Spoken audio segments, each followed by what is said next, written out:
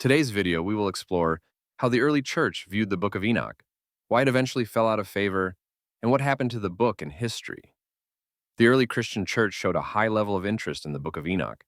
Several early church fathers either quoted from or alluded to it in their writings. Tertullian, an early Christian theologian from the late 2nd and early 3rd centuries, specifically defended the Book of Enoch. He stated that even though some rejected it, they did so because they could not handle the depth and mystery of its contents. Tertullian accepted it as scripture, particularly because Jude quoted it. He noted that just because the Jews had rejected the book did not mean Christians were bound to do the same. Other early Christian writers, like Justin Martyr and Irenaeus, also appear to reflect themes found in Enoch, though they do not cite it as directly as Tertullian. The influence of Enoch's apocalyptic visions and angelology was evident in the way these early theologians spoke about judgment, heavenly beings, and the end times. Irenaeus, for instance, in his work Against Heresies, discusses the role of fallen angels in corrupting humanity and teaching them forbidden arts, concepts that align closely with the watchers described in the Book of Enoch. The Book of Enoch was also embraced by the Essenes, a Jewish sect that lived in isolation and likely authored or preserved the Dead Sea Scrolls. Fragments of the Book of Enoch were found in multiple scrolls in the Qumran caves, written in Aramaic. This proves that the book was widely read and respected among certain Jewish communities during the Second Temple period.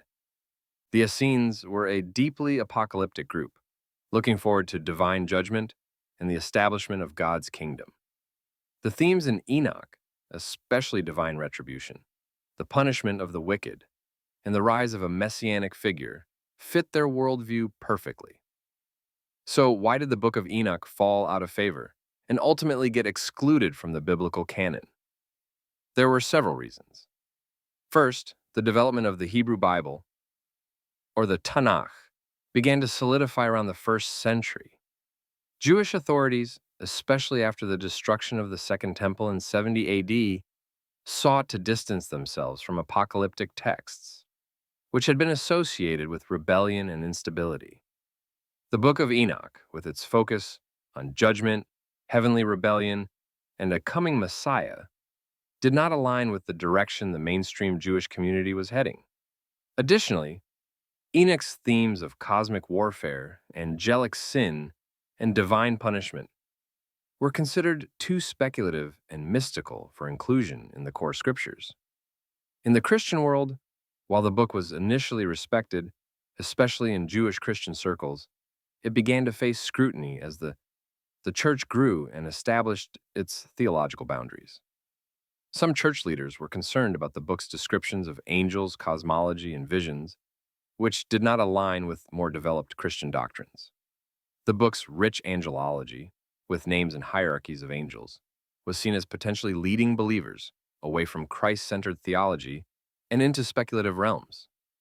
One major concern was its popularity among groups considered heretical, such as the Gnostics and other fringe sects. These groups often embraced secret or mystical knowledge, and they used Enoch to support their views. Because of this, church leaders became cautious and began to distance themselves from the book. They feared that embracing Enoch might lend support to these groups, which often promoted alternate cosmologies, dualism, and hidden knowledge. Another issue was its absence from the Hebrew canon.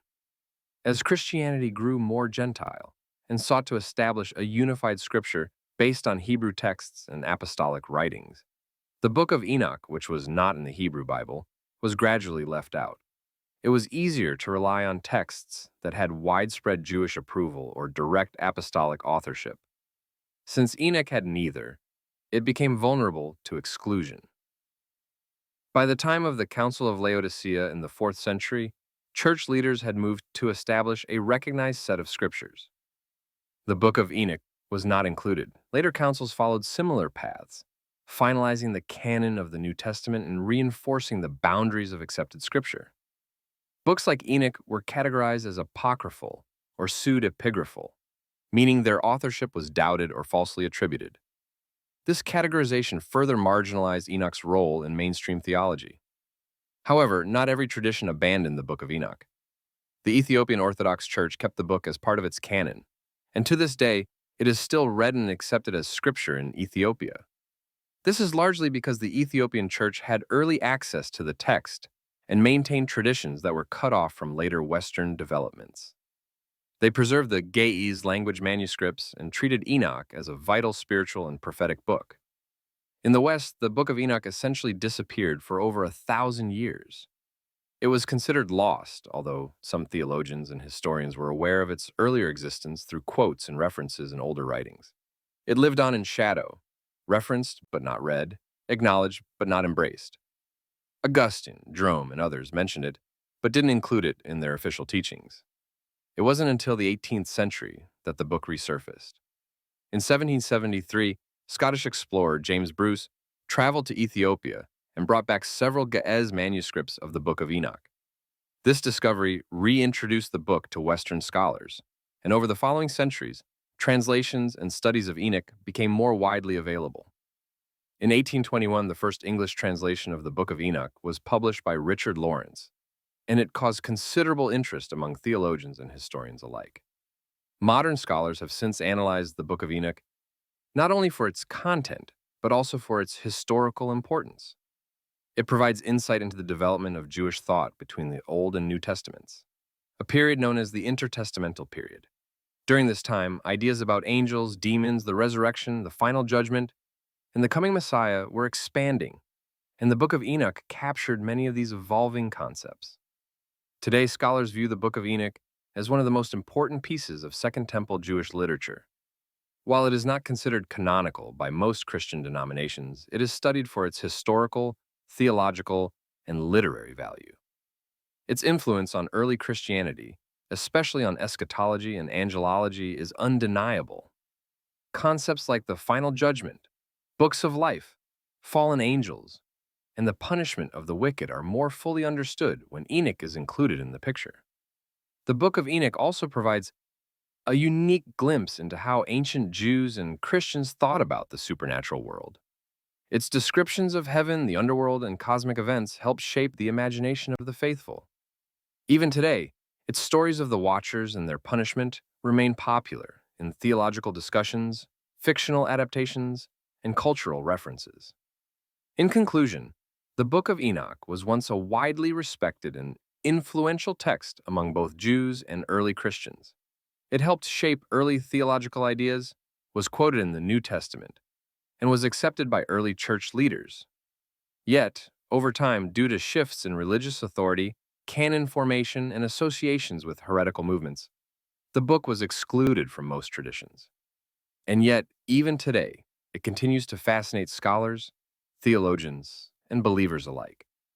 Its story reminds us that Scripture was not formed in a vacuum, but through real historical processes, debates, and decisions that shape the spiritual landscape we know today.